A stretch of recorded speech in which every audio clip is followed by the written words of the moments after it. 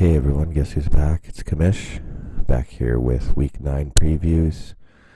I'm in my basement, it's cold, it's 5 in the morning, but I always bring these previews to you. So, anyways, here's the first matchup. It's Billsy Bobs and Green Lightning. Lucas is 3-0 lifetime, has owned Danny. For Danny, though, it looks like Watson's the new star in Houston. It's no longer J.J. Watt. You got to think J.J. Watt's career's over. Looking at Lucas's team, looks like he's going Darnold. You got to hope he wins in Miami because he's looked awful so far this year. And I definitely think Lucas is trending towards a 9 to 12 pick. As we said last year, the new rules, consolation playoffs are now for the first overall pick. So if you finish 17th to 20th, you're at 9 to 12. I got Billsy Bobs beating Green Lightning in this one to snap a big losing streak and a must-win for Danny.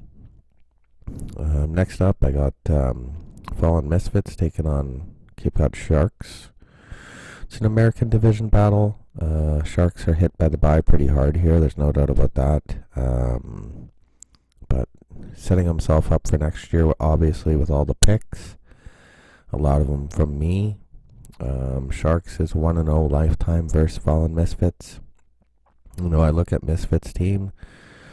He got a couple of players there in trades. I haven't seen them doing much. One of them for sure I noticed is Jarrett Cook. And then also Jameis Winston. We have to see if he eventually gets benched and becomes a career backup like Marcus Mariota. I think it's just a matter of time, but I do have Misfits beating Cape Cod Sharks in this one. Next up, it's the Age Crew taking on Templars.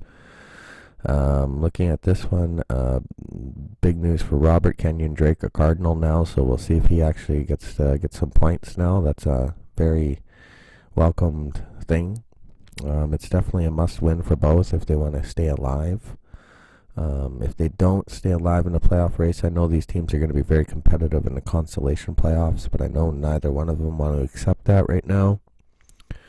For Age Crew, he's going to need a better effort than Kyle Allen, minus 11 last week at quarterback. I'm going to go with Templars beating Age Crew in this one. Next up, very big game. It's Brandon the Architect taking on Krista and Storm. Storm is 2-0 lifetime versus Brandon. They played last year. And both wins were by 5 points or less. So Krista, these guys have historically played close games so far. When I compare the both teams, Krista doesn't really have a running game. When CJ Ham's one of your starters, you're going to be in trouble. For the Architect, obviously, he drafted DJ Shark. He drafted a gem and a hell of a draft pick. And, I think this one's going to come down to national night. And I think it's going to be Dak Prescott. That will be the difference. And Architect will beat Storm. Next up, we got one that's going to be an easy one. It's Deuce taking on Ellie Island. I won't spend much time on this. Deuce, third highest scoring team. First meeting between the two. Ellie starting Matt Moore. Enough said.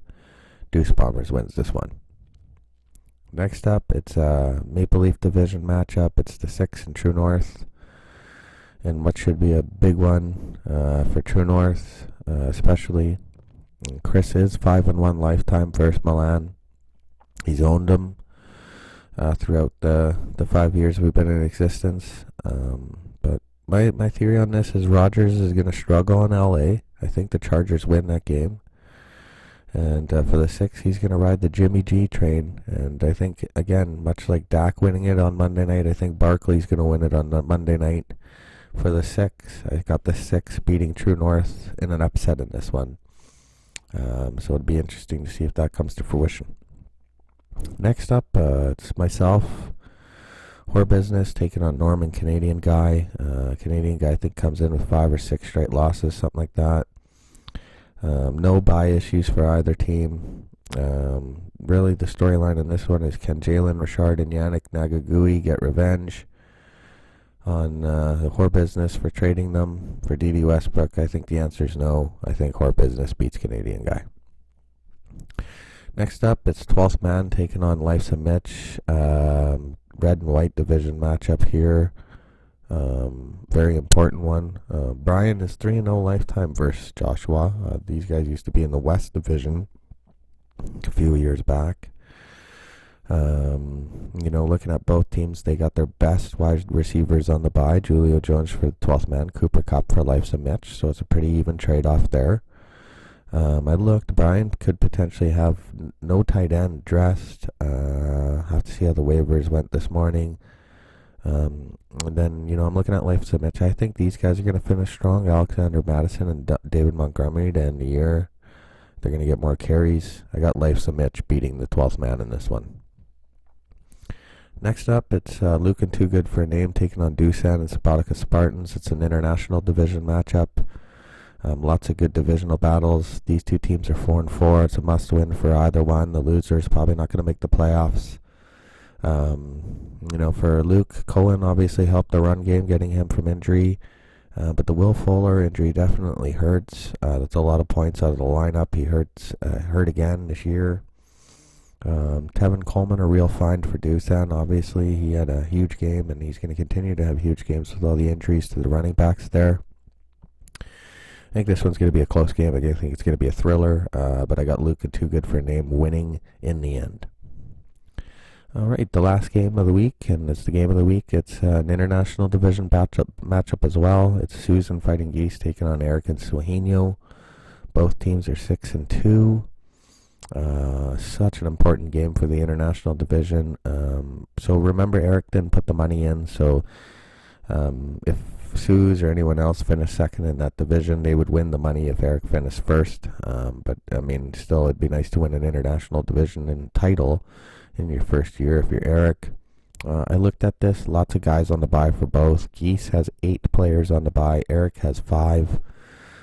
Geese had no quarterback before waivers. We'll have to see how the waiver report went for her. I also think, Babe, you need to get rid of Aldrich Rosa as a kicker. I told you he was going to suck at the beginning of the year. He is sucking.